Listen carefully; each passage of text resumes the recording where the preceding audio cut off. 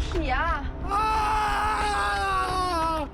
这是断片，单片是从锁骨部位打入的，某一天划破颈动脉，大出血。这个老太太到底是什么来头啊？经警方核实，公园往生者的身份确定了，是一名随军慰安妇受害者。那晚来殡仪馆通运遗体的老人，就是刘美兰当时生下的孩子。这是我娘留下的。等我死了，把我捐出去，不穿衣服，让人看到那些伤，忍了一辈子，不想再忍了。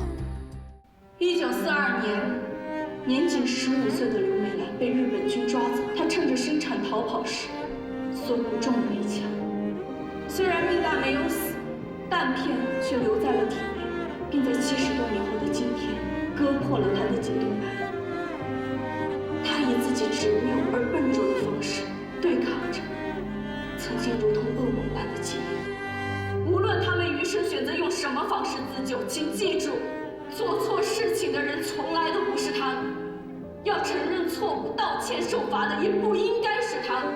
这具伤痕累累的遗体